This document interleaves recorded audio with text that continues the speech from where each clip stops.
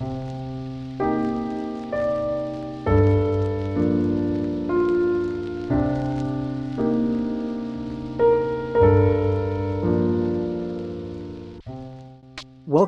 to another episode of D-Time by D-corp, where we bring you inspiring stories and insights from the motorsports world. JY is a man who wears many hats. He's the founder of the drift day organization Knuckle Up and a member of Team Essence, which was established way back in 2008. He's a talented driver with a flair for style. Jimmy has participated in multiple final bouts and even spent a month living in Japan. When he's not tearing up the track in his R32, JY can be found with his nose deep in Nissan cars, parting them out and sharing his expertise with fellow enthusiasts. I was eager to have JY on the podcast not only because he's an exceptional driver with outstanding style, but also for his success in balancing a professional career with his dedication as a husband and father, having strong bonds with his friends and team members, and for his entrepreneurial spirit as a track organizer. You can follow him on Instagram at JYWorld or find him on YouTube at Jimmy Yates 9598. You can follow the Drift Team Essence Instagram at Essence Garage or his drift organization knuckleup.tx. I want to extend a special thank you to the following individuals for providing the amazing photos and videos featured in this episode. Elator 1.3 Media gave me a massive amount of video footage that you'll see in this episode and future D-Time episodes, so thank you so much. And I had some photo contributions from at It's Mark Voigt, at Cardiac Arrest, and at Good Boy Media. You can find their links in the bio notes. Please sit back, relax, and enjoy this exciting conversation with Jimmy Yates on D-Time by D-corp. All right, Jimmy J.Y. Yates. What's up, Lee? We're here at Speed Sports the day after Final Bout Special Stage South. Yep. Thank you very much for joining me here. Thanks for coming, man.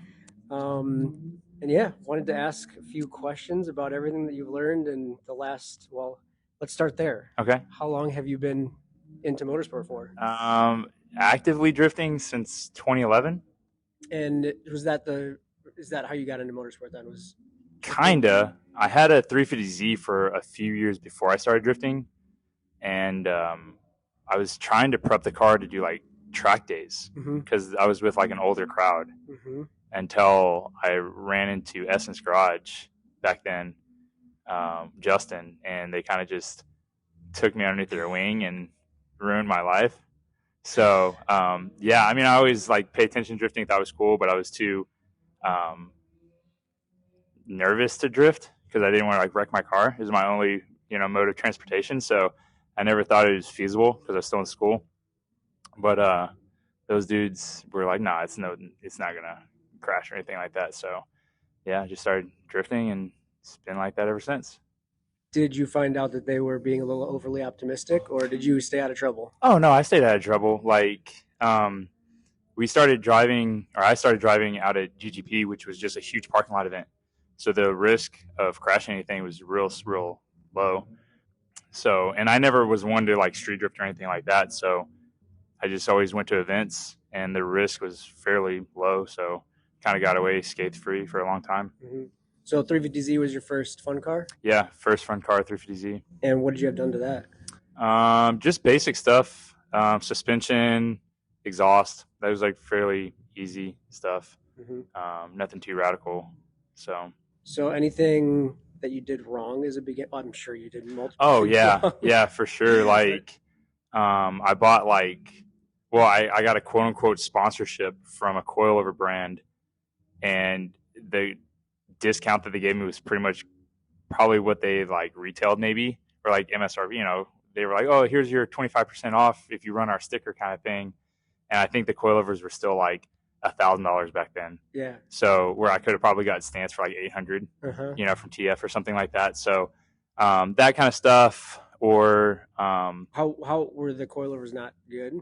No, they were fine. They were like OE type. They weren't true type because the Z's have the spring bucket kind of thing. And like for drifting and motorsports, I think it's better to have a true type system where it's like spring and shock as one. I didn't know any better. Or another thing was trying to like paint the car cheaply because it was yellow, right? And it was a tri-coat, so it was like real hard to color match. So whenever I got like a lip and the Nagana doors to put on the car, like the yellow never matched. And like, yeah, it was just like terrible. Was that an OEM color? Yeah. Okay. Yeah. Ultra yellow. So yeah, that's hard to paint match. Yeah, because it's like there's a lot of metallic in it. Yeah, so it was never right. The Z, we used to call it the bruised banana because it was like 4 different shades of yellow from like different stuff that I had like replaced. Yeah, so yeah, it was not fun.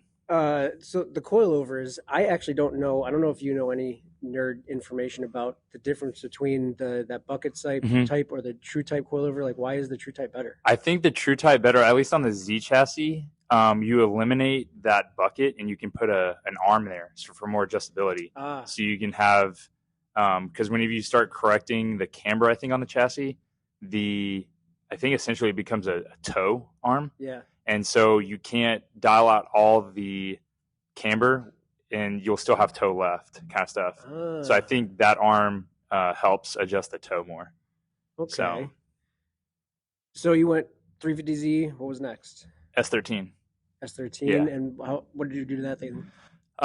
So that was like a barn find car that I knew since I was like 12 years old. That was just like sitting in a garage at a neighbor's house.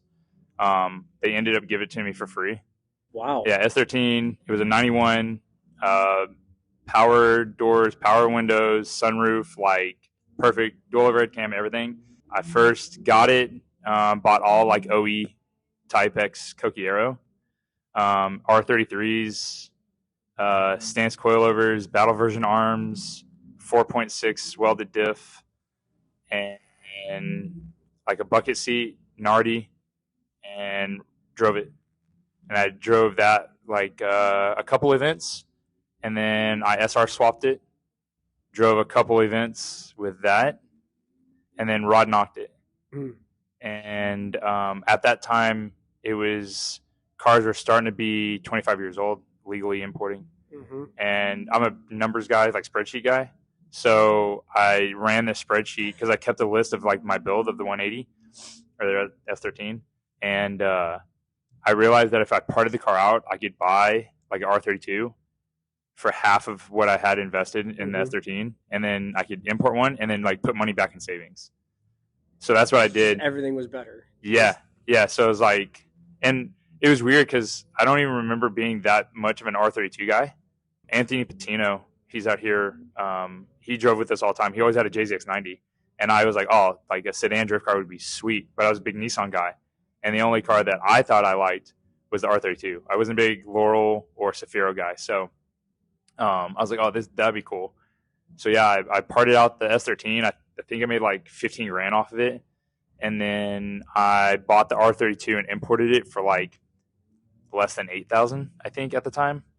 And that was like, it was a Type M car. So it was like pretty much top of the line, like R32. It already had LSD.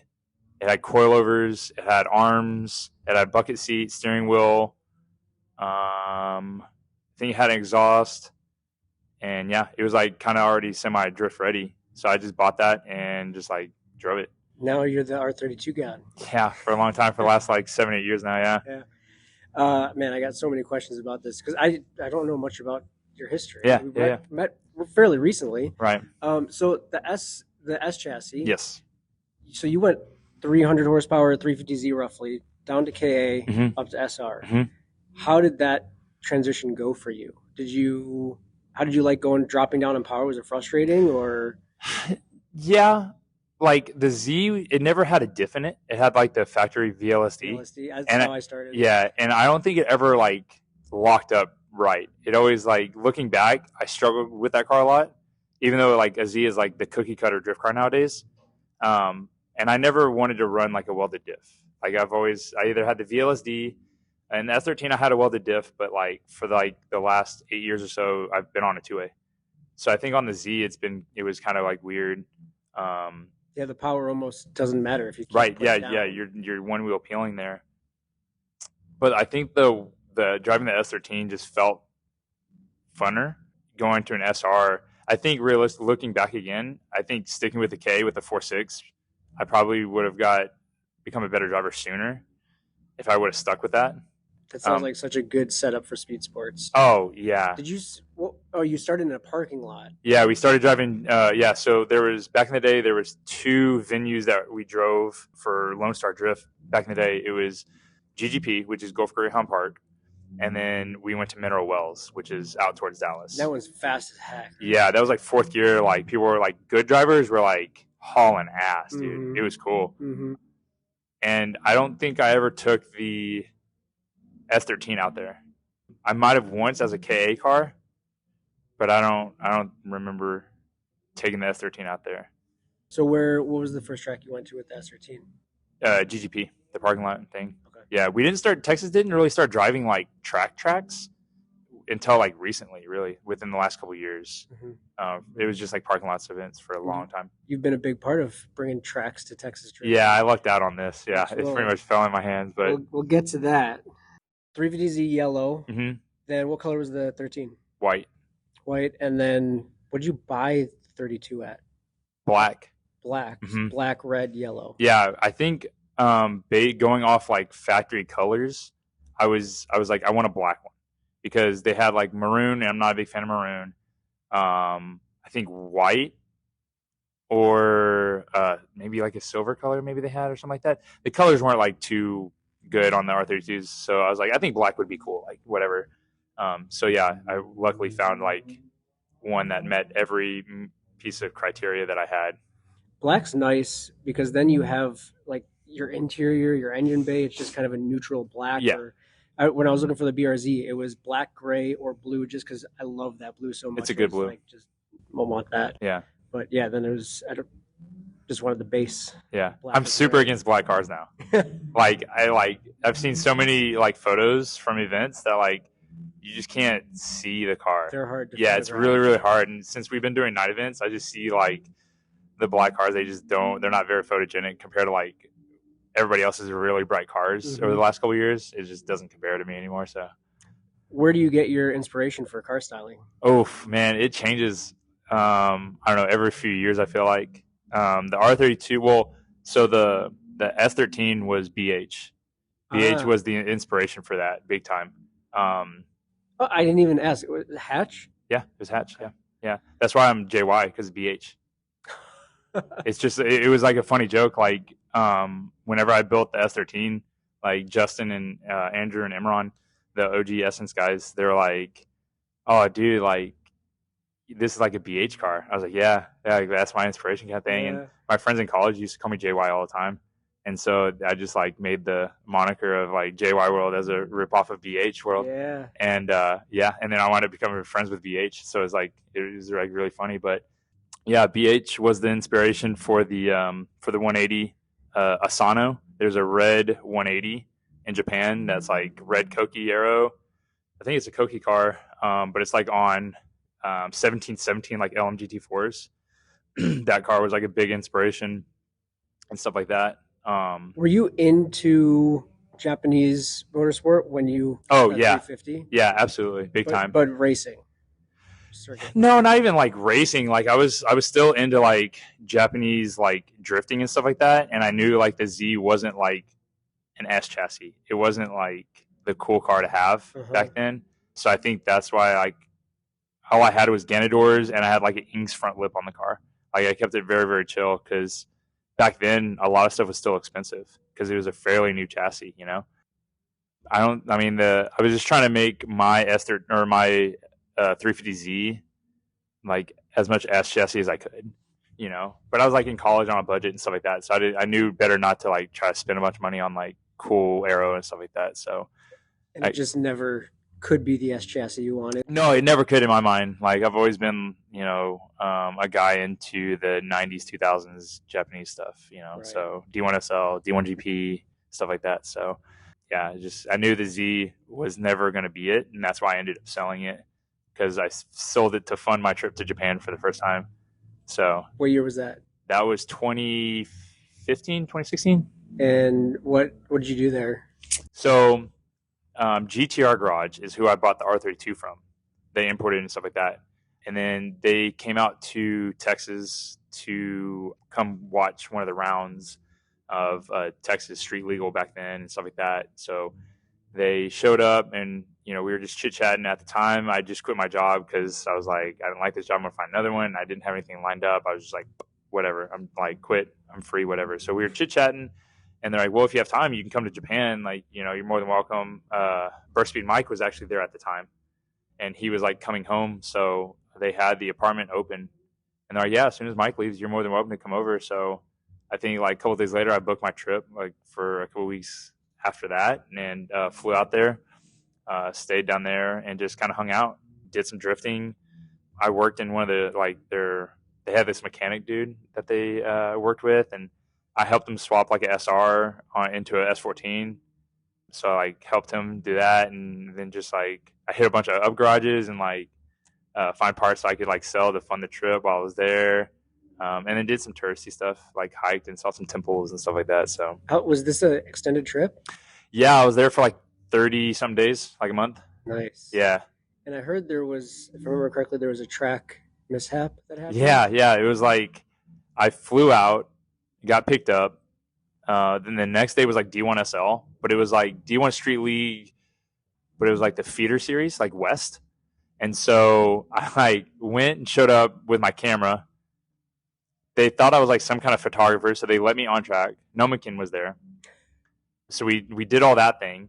And then the next day was drifting that I went to go do. So they had an R32 coupe that GTR Garage was like, hey, can you like test it out, make sure it's running like drift similar to yours so that we can have people come over and come and rent a car and come drive. Kind of like what Yusuf does now with KW Exchange, right? Mm-hmm. So GTR Garage was going to do that. So I was like, all right, cool. So they had bought this R32 for like $500 from like some military guy. Had like a Cusco 1.5, and some coilovers, but it was like bone stock. So I drifted it for like 3 hours for the day, and I forgot to get some footage. So I like go suction cup a GoPro, Harris's GoPro actually, Okay. to the car, and I had like 3 minutes left of like my track session that I rented. So this was like one more run? It's the one more run rule, yeah. And so I was like 3 minutes left. I was like, all right, cool. So I just hop in the car, didn't put my helmet on, didn't put my seatbelt on. I was like, I'm going to do one lap. So I do one lap, and I'm on it, and I'm coming into, I guess, the section where I wasn't supposed to drive because it's kind of where people grid up. And the rear end, the back left tire dips into the dirt, and it kind of just like sucks me in, and the car flicks to the left, and I hit the berm, and I roll the car. And so since I didn't have a seatbelt in, and like I rolled into it, and the car had a sunroof, so like whenever I rolled, I fell into the sunroof upside down. So I like scratched up my back, had this big scar on my back from it. So yeah, I wrecked that car, and then had to go to the hospital and get like stitches and stuff. It was the first time I ever had stitches, so it was the whole thing. So this is like day 3. I'm a photographer D1 SL. I rolled the car. Like I was like, dude, I need to chill before I die. I still got like 30 days left. Yeah, and Up Garage was like, man, we still got to deal with this. Yeah, guy. GTR Garage was like, dude, no, it was fine. I told them, and they're like, okay, well that's cool because we'll pull the diff and sell the diff for like $700-800, and we'll make money off the car. So yeah, I didn't have to buy the car. Fortunately, they like made money off parting it out, so it was like a-okay. But yeah, after that, I was like, I need to chill. Did you do more drifting after I did, yeah. I went like a couple of days later, they gave me an S13. Oh my god! And I went to a YZ circuit before they closed. Oh, that is. And I went and drove. It was a MCR Kids Heart. MCR Factory and Kids Heart Day. So did you get to see them drive? Yeah, so I was there, which was funny because Losi had brought over Yokoi and Tezuka the last 2 years. So I met them here in the States. Oh. So whenever I went over there, I went over there and like met them, and they like, we knew each other. So we like chatted, and I rode with Kume, who still is driving. I think he's driving D1 GP now with Yokoi. He was like the next team leader for MCR Factory. Like that's what they were coming him to be, kind of thing. So I rode with him, and yeah, we were just like in tandem trains. And Max, Drift World Max, was over there at that time. So he came and we hung out. So like Max was riding with like Tezuka, I think. And I was riding with Kume, and we were just in these like 5-6 car trains with like Kids Heart and MCR Factory, and me and Max were just like having the time of our lives. That sounds incredible. Yeah, man, it was so fun. But yeah, it was YZ. It's like the iconic like Team Mouse. Yeah. That's my favorite. One of my favorite drifting clips is Team Mouse at YZ, and I got to drive there. So it was they cool. do the wide line. No, they did the short line. Okay. Yeah, not the one Still that goes cool, up high. but... Yeah. Well, some of the guys were doing the the high line. They were like kind of alternate. But whenever it was my turn to drive, they put me in like beginner class kind of thing, and they put us on the low line. So Okay. yeah. Your R32, what is done suspension wise to that right now? Pretty much everything, I think. Coilovers, knuckles, front and rear, all arms, sway bars, subframe. Bushings. Yeah, subframe bushings, like all the arm bushings. Yeah, and the only thing is like not done is like relocating the front rack and like that kind of stuff that you don't need. Is it still Skyline? It's still Skyline front. Yeah, it's not converted at all. You know, heat maker. Me and Julian, I like gave my knuckles to him like years ago, and I was like, we have to do heat maker knuckles." So we got them, and they've been working fantastic. So yeah, I'm a big advocate of like you don't need to do the S chassis conversion. And coilovers, stance coilovers. Yeah. What spring rates? Oh, me and Ilya had this conversation when he had the Safiro because he had some kind of like D1 GP driver tell him his spring rates.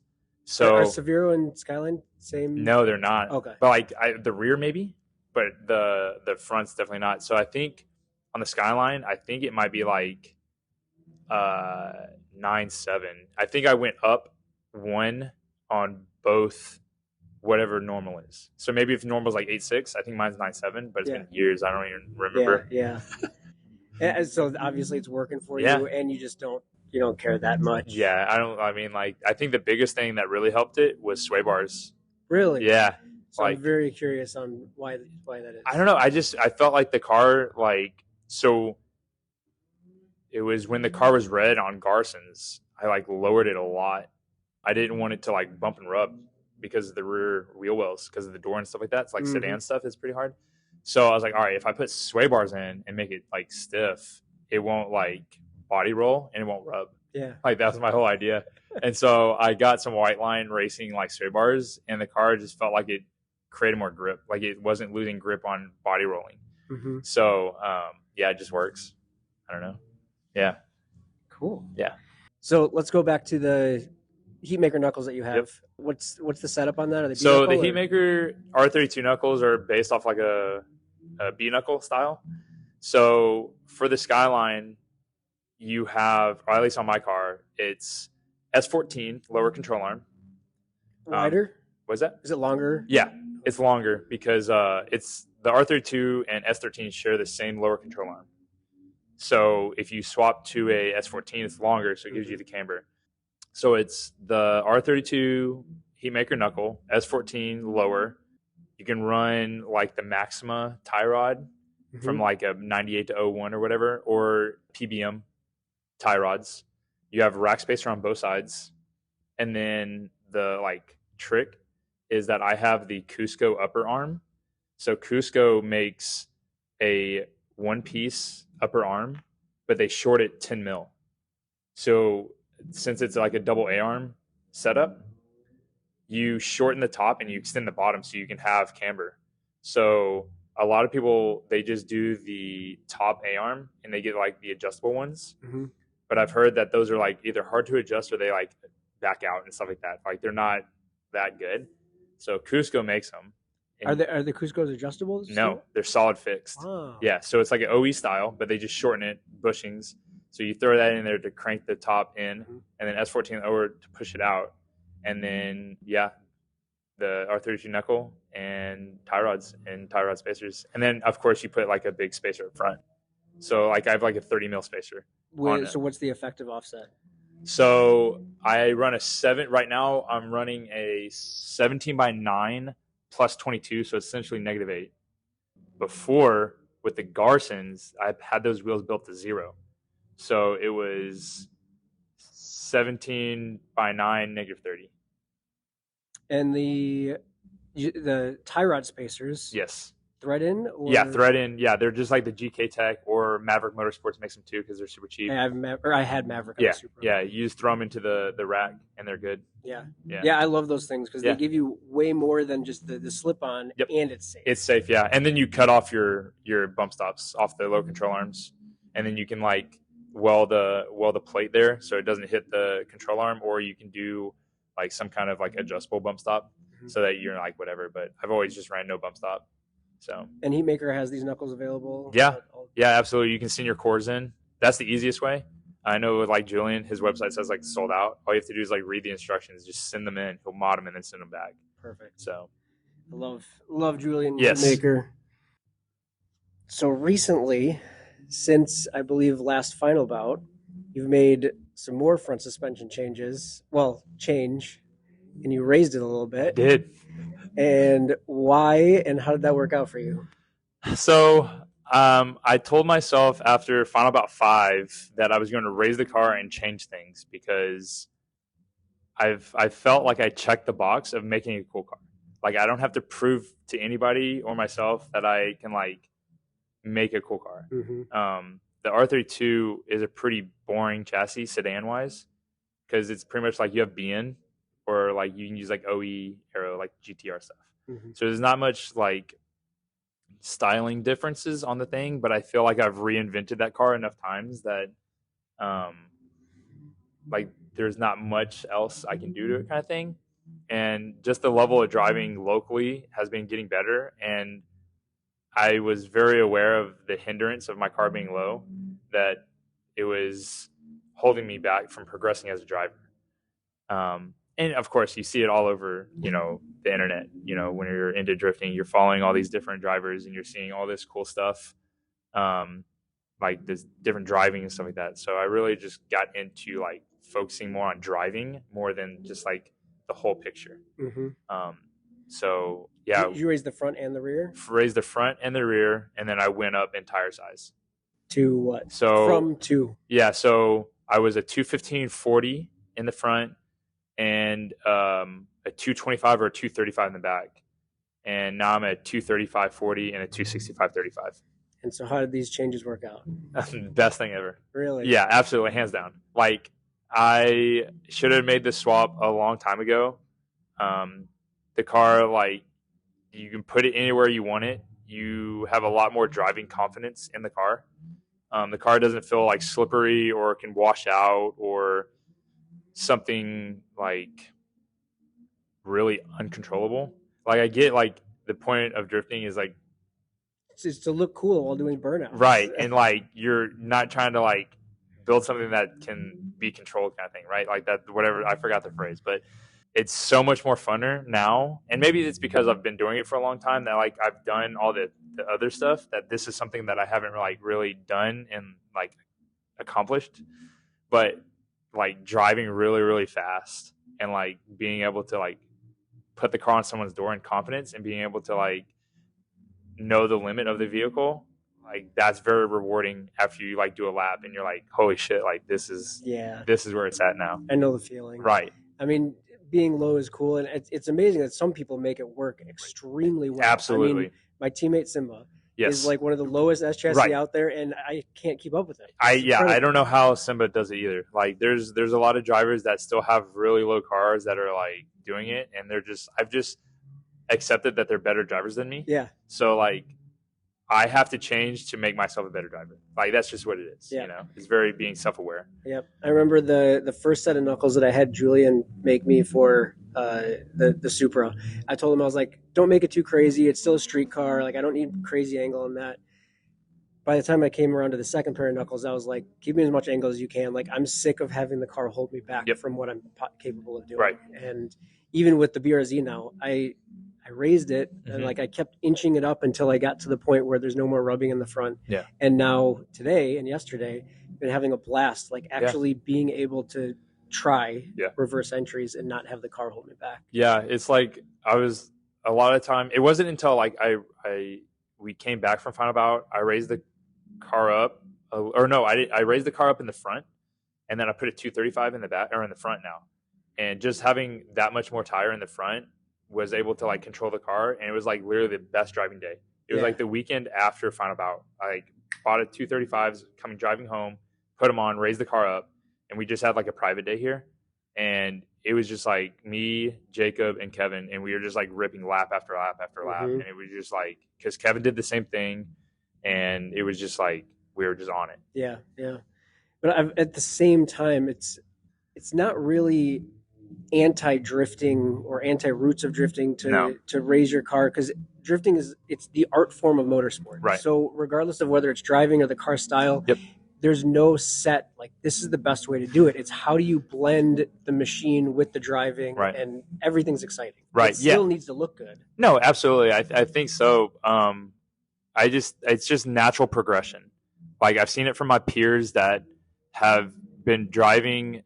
They might not have been driving as long as I have, but they've probably done more driving. And you can see the natural progression where they might have had a low car or like very stylish car, and they swap chassis and they move to something that's more performance focused. I just call it natural progression. That's just how it is. And, I was one of those guys that was on that hill standing and fighting, saying no, low cars, big kids, fancy stuff all the time. And it wasn't getting me where I wanted to be. So, I put the white flag up. I said, okay, fine. I'll raise my car. Like I'll put a big tire on it, whatever. And it's been a blast ever since. And that's why I'm building the Sylvia now, because, like the R32, it does a job. I love that car. I think it works for what it is. I think I could probably get a little bit more out of like a coupe, like the Sylvia, Yeah. So. Oh, and you said you waved the white flag. It's like a negative connotation, obviously. I think it's just we're learning, and like I said, you don't need to be Formula D height. No. That to me is waving the white flag. Like, fine, I'll just do it your guys' way. Yeah. Like, car will be ugly and wheels are going to stick out 5 feet, and just to be like, okay, there is a benefit to doing it this way, right. And it's holding me back. Let's move forward. Right. Yeah. I mean, like with the whole knuckle up thing, that was a goal. An idea was to have like really cool cars, like very anti Formula D or like crazy build, like race car stuff. But I think the first couple of years we all achieved what we wanted with our cars, stylistic wise. Yeah. And it's always been an argument of, oh, your car's cool, but you can't drive well. And then it's like, oh, you drive well, but your car's ugly, kind of things, like that. And I think now we're getting to a point where we're getting a lot better, and the cars are still looking really cool. Mm-hmm. So I think there's a good middle ground that we're all starting to achieve, and it's just really exciting to see. And it makes them more fun to drive on the street. Like it works better on the street and the track. Absolutely. Like as soon as I raised my car, I was like going over speed bumps that like I usually would like scrape and stuff like that, and like don't have to worry about that, or even like jumping the berms here, like the corners. Like I wasn't like worried about smashing a bumper or anything like that. So it's like it's cheaper in the long run too, because I don't have to buy aero and stuff like that. And more seat time. Oh yeah, absolutely. And aero. I used to be one that I would never do a lap without full aero. If my bumper came off, I would go get it, put it back on, and then go drive. Now, if that thing falls off, I'm not putting it back on for the rest of the day. Like it's not wasting my time. So it's like very, very much focused on more driving now. Yeah, I guess I would give the disclaimer to anybody who is starting out in drifting right now. Make your car look cool. Slam it, like especially if you're young. You can deal with those inconveniences a lot more than when you're young than when you're older. So like enjoy it now. Yep.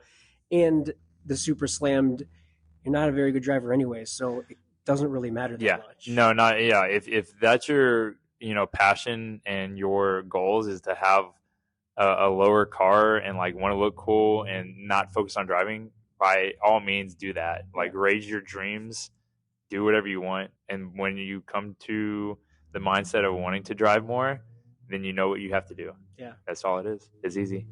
Just don't be stubborn about it. It's natural progression. Everyone does it, and it's fun both ways. So you started Knuckle Up as a way to get some seat time for the guys that really care about car style and to get them on the track. Right? Yeah. So pretty much what happened was that we had a friend. So they used to, or they still do, but I think it was like 2019. They had a track day here. They would do like grip days. Oh. And I still think they do them, but I had a buddy of mine who was a drift guy, and he was out here drifting because he knew the track like organization.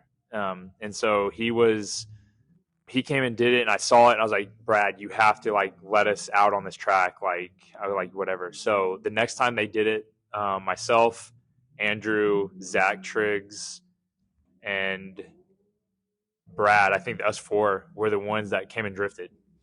I posted a clip and Simba hit me up. He was like, yo, what is this track? Like, you know, how can we get there? Like, we're going to start doing these special stage things. You know, I think it'd be cool. Because at that point, I'd driven a couple final bouts. So I had a relationship with, you know, all those guys. So I was like, okay. So I got Simba in contact with the track owner. And that's how the Special Stage South started in 2020. So was that the first event, real drift event here? The Special Stage? I think they might have done maybe like a Lone Star, like something here. Like maybe Aaron Losey tested it out, or someone else came and drove. I think some other people had driven it, but it wasn't like a big public thing. It was more private. So yeah, that's how that came about. So Final Bout had their event here, Yeah. And then I assume everyone was like, well, we want to keep driving it, Jimmy. Yeah, so there was a big push. Ilya and Simba was like, dude, you have to like keep doing this. You have to keep holding events. Like, no one's been here before. This could be yours, yada, yada, yada. And I was 100% against it. We were hosting some events at the Houston Police Academy, which is another like track. The Fat Cats guys were hosting it, and I was helping out with them. And the Fat Cats guys, they own EMG, which is like a European motorsports shop. And they're like, dude, we can't keep hosting these events because we actually have a business. Like, we need to like do this, so we can't like host events anymore. I was like, okay. So everybody's like, Jim, you got to do it. I was like, dude, no, I'm not doing it. Like, I don't want to spend that time to host events and stuff like that. So I like didn't do it for like 6 weeks. I didn't think about it. And I think Ilya called me. He's like, hey, so you want to like do it? And it was because I like helped with Final Bout, and I was like super butthurt that I like did all this work for Final Bout and like didn't get any like credit and stuff like that. So I was like, dude, no, hell no, I'm pissed off. Like I helped you with all you guys. I didn't even get shout out, no nothing. And I was being like super pussy about it. And eventually I was like, all right, fine, fuck it, let's do it. Like Zach and everybody's like, Jim, no, you're the only one. You're the outspoken one. Like you got to do it. Da, da, da, da. So I talked to Alan and I was like, hey, look, you know, can we set something up? And this was like COVID hitting. And Alan was like, hey, you know, if you guys can, you know, buy a membership, I'll let you come drive for like $10 a day. Wow. And so I think it was like, we paid like $100 for a membership, and it was like $10 or $20. And he would let us drive like Mondays and Wednesdays from like noon to 4 or like 10 to 2 or something like that. And, yeah, it was like there was like 6 weeks there that we drove like almost 3 times a week.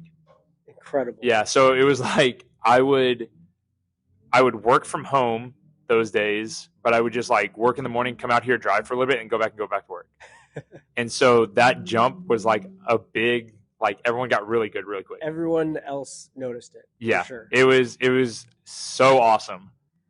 So then that rolled into, I was like, all right, well, if we're going to do this, like, let's just have events. So we were like trying to think of a name. And Andrew was like, I was like, kind of wanted something like drifting wise, but like whatever. And Andrew was like, call it Knuckle Up. And I was like, oh, that's sick. Cause like knuckles is like what differentiates drifting from other motorsports. Like you're, you know, so, and it working with Simba and Ilya, they wanted to like have some kind of a feeder series for the South to like help bring drivers up to Final Bout and stuff like that. So like the Knuckle Up fighting Final Bout, like the fighting kind of like verbiage kind of worked there. And then, yeah, the whole like knuckle drift knuckle thing kind of worked out. So we named it Knuckle Up, and then we just been hosting events ever since then. Have you been enjoying it? There's been times where I like get burnt out for sure. But it's whenever the drivers are like sending me messages like, thank you so much. Or like the media people are like, dude, thank you so much. Or I don't know. It's just like when they appreciate what's happening, that's when it's like, okay, it's fine. Like I'm totally down for doing it. But I mean, it's a lot of work. Well, from me, thank you very much. Yeah, no problem. Having a blast today. Okay, good. And I hope to come back down here. I totally underestimated this track. Really? It's a blast. It's really, really fun. Yeah. There's some really good drivers around here too. Yeah. Everyone's getting really good, and I think it's just the way that I run the events of like limiting the number of drivers, because the track isn't that big. Mm-hmm. So I feel like 40 driver cap is what we usually have. And I think with that, people get a lot of driving. They get a lot of driving. And with that, they can focus and drive and get better. And that was like the big push too, because for Knuckle Up, I always wanted to like let people in that have cool cars, because from my experience, it's easier to provide a venue for people to drive and get better than it is to teach them how to build a cool car. Mm-hmm. Because you don't want to put pressure on someone to build a car that you would like. They're going to be the individual who makes the vehicle for themselves. So it's really hard to like push your opinions onto them. Yeah, those are usually like the internet cars that have a cool build list, but they don't amount to anything. No. If it's all the drivers, like, this is what I want. This is the image that I have in my head. So as long as the image like matches Knuckle Up and stuff like, and like I've definitely like relaxed the criteria a lot, because since the pandemic, it's just not like financially easy to do it anymore. Parts are so much more expensive. I mean, the chassis are so much more expensive, like everything is. So it used to be like you had to have all your aero on before the event. You couldn't show up in a non-painted car. Like, it was very, very car show like. And then we were driving. But now, like, it's just tough. So I have this grandfather clause that, like, if you built the car cool once, you can do it again. I totally understand. And I don't need to know everybody's, like, background and bank account information and stuff like that if you actually do it. So I know how people have their struggles and stuff like that. So it's not my place to, like, impose these harsh rules as much. Yeah, that makes sense. So yeah, the grandfather clause is like, if you build a cool car once, you can do it again. So I know your mindset matches everybody else's here. So yeah, just come drive. Like, we can work on the other stuff later on. So yeah. Any tips or thoughts for guys that might be thinking about starting their own drift organization? Do it for the right reasons. It's not a cash grab or like quick get rich quick scheme or anything like that. You really got to be passionate, and you got to be very unselfish when you do these kind of things. Because it's probably a good business tip in general. Yeah, regardless for of sure. what you're doing. You have to have a good support system as well. Like, my wife, she's like totally supportive of me. Like, she totally understands. I do it for the community. I do it for all these people. So she understands that it's like, it's not me like selfishly going drifting. She's like, you have a calling, build this community and like uphold it, and like make sure all these people are having a place to go drift and like have fun for them. So it's not, so it's not just me having fun. It's all these people that come to events, and it's the spectators, and it's like Alan, the track owner, he loves it. You know, it's like helping him and everything else. So it's like a big community that we just all are part of. So you just got to be self-aware of that when you're hosting the events. And you're the face of Knuckle Up, at least from my perspective. Who else is technically involved in that? Technically, Harris Lynch, he's co-owner. And then pretty much Essence, my whole team, they all help. So Jacob and Kev, they help. But then we also have like, it's a really unique situation here, because I keep it so, it's gatekeep, you know, like I gatekeep for sure. But like the media guys, they're always on track, and they're like pulling arrow off, or they're like flagging for stuff like that. So there's not. Noticed that. It's the media is actually working the track. It's cool. So we really only have like one grid worker, and then we don't have any other volunteers on track. The media people are the ones that are like not only capturing everything, but they're also like helping with the drivers and stuff like that. And then of course myself, like I'll tow people and whatnot. But yeah, it's a very like self-ran event time after time, which is really, really nice, because I don't have to like worry about too many people on track and stuff like that. Everyone's just like self-monitors, and drivers know too. Like, drivers know, like, okay, if this is broken or whatever, they like know, they shut down grid, go help, clean it up, and then reset kind of thing. And then you can also drive. Yeah, I try. For the first while there, I wasn't driving very much, and people really knew. And they're like, now everyone's a big advocate of like trying to get me pushed out to drive and not worry about the event. They're like, oh no, I'll carry, like, I'll worry about this few hours, you go drive and stuff like that, which is really nice. And I'm like very, very thankful for like those that are like helping with that kind of stuff, because there's times where I'll just drive, I'll drive a handful of laps. That's it, which is okay. I got to make sure the show goes on and the boat stays afloat. But yeah, this is just general good business tips. I mean, surrounding yourself by good people and be careful with who you work with. Yeah. And you've made yourself not a bottleneck in the organization. So everything has to go through you. It's like, no, it's distributed command. Yeah, pretty much. Like everybody knows their roles. Everybody like helps. They always say never do business with your friends, but really it was, it's just me and Harris on the legality side, right? If you have good friends, I think it's a good idea. Yeah, and like we never like really like butted heads or argued about stuff, because we don't make money from the events. Like the money just stays in the account just in case something happens or it needs to be covered. So like the only thing we really get out of it is I get to drive for free.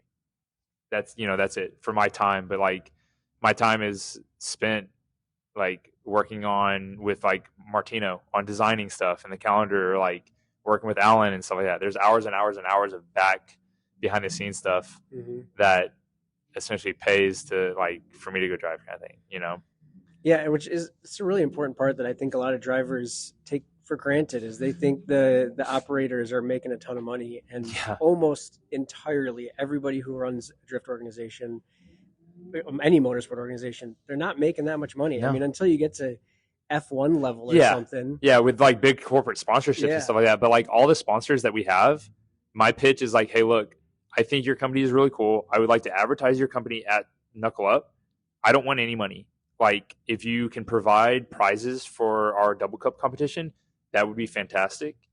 But I don't ask for any money or anything like that from sponsorships. I really just want like Knuckle Up to be like, oh wow, this is cool. Like these companies support Knuckle Up. Like I want to be part of Knuckle Up, kind of thing. Like I have a good paying job, and like I have side businesses that I do. I don't need drifting to like pay me, you know? So yeah. What is your job? I'm a production repair manager for a pump company. So working with 2 different style pumps within the like oil and gas, chemical, medical, and municipal stuff. So. And you're also married with a new child. Yep. How do you balance all of this? Dude, I don't know. It's tough. But yeah, my wife Kayla, she's definitely like, she is probably the I don't know, most pivotal thing. She like handles all the kid stuff and just supportive 100% of everything I do. She's never like been the one to give me like a no. She's always been like, okay, if that's what you want to do, kind of thing. I was like, okay. Like going to Final Bout, like it was funny because I went to Final Bout and like we found out that she was pregnant and she couldn't tell me until I got back from Final Bout. So like I showed up and she like told me, and she was like, she like found out like the second day I was gone on the trip. So like there was that whole thing, But yeah, she's never been one to be like, no, you can't do that or whatever. She's always been supportive. So I think with that, I've been able to achieve like a lot. So in the last interview with Chab, he also mentioned having a good support wife. Yeah. I'm also super blessed with my wife lets me, like you said, kind of do what I want within reason, but it was really important from my side to respect that and to also give back to her and make sure that I'm not taking advantage of that. Right. So how do you find balance and not take advantage of what you I know when I'm like pushing it, right? So like I know like I don't go out as often anymore. I mean, also I don't want to really, we're getting old now. Yeah, we're getting old. So like I want to go home and go hang out with my family, or like just hang out with my wife, just be by her. That's it. Like, so the interest changes and stuff like that. And we do what she wants to do. It's not always what I want to do. We do what she wants to do and stuff like that. I might bitch and complain, but I'll still do what she wants to do, stuff like that. But it's just being respectful towards each other, treating each other like the way we want to be treated. It's like very fundamental things Right. as we were told as a children and then ignored for 20 years and you go back to it, it's, And Essence, hmm that team you mentioned earlier, you found Essence Garage. Was that Essence already a Essence thing? was already established. Essence started in like 07, 07, 08, and I didn't join until 2011. So there's 3 founding members and then myself. I joined in. Who were the 3 founders? It was Imran, Justin, and Andrew. None of So them drive anymore? no, they're all old guys. You guys are Yeah, carrying so the flag. yeah, pretty much. So whenever I joined, I was like young and like very passionate, and that was still whenever like blogs were popular. Mm-hmm. So like I took over doing the blog and like making the cool stickers and stuff like that. So yeah, I just kind of like took over, and then Imran had stopped driving, and then Justin had like sold off his S14 and got into like muscle cars, and then Andrew had like a business and then had a kid, and so like everybody's priorities changed over time.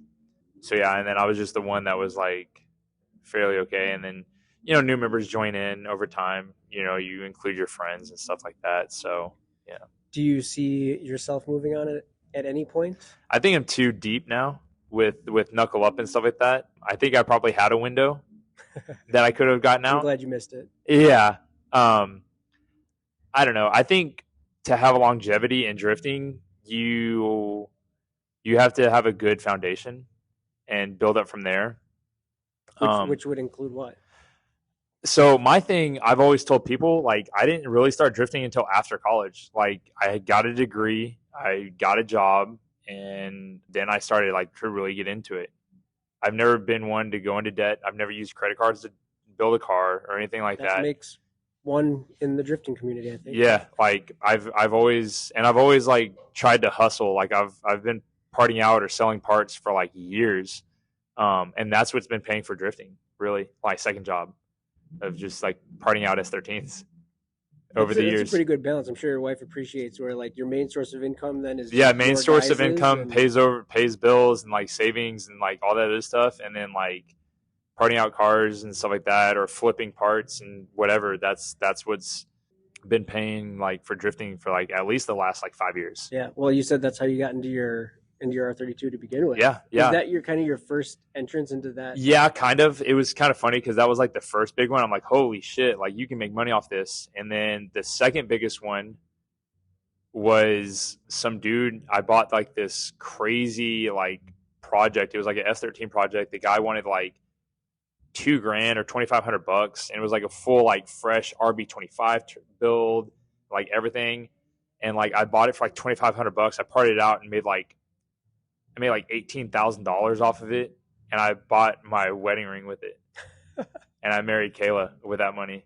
So like, so she owes a lot to drifting too. Oh yeah, for sure. Yeah, yeah. So yeah, it's always just been like hustling, and like we're both very independent, so we don't need to be like spending time with each other all the time. We're very like, okay, you want to do that, you do that, I'll do this kind of thing. So if it's not in the garage, like working on something or getting some stuff done for Knuckle Up in my office, or like partying out or running, go get a car, to, whatever like that, then yeah, we're hanging out. But yeah, I think that's what helps a lot. All right. Well, my last question. Yep. What have you changed your mind about in motorsport in the last 10 years? Oh man. I think my whole like opinion of drifting has flipped. Because when I started, it was all about like style and like being true to like the late 90s, early 2000s drifting and like all that other stuff, all the Dorytons and stuff like that. And now it's like I just want to drive.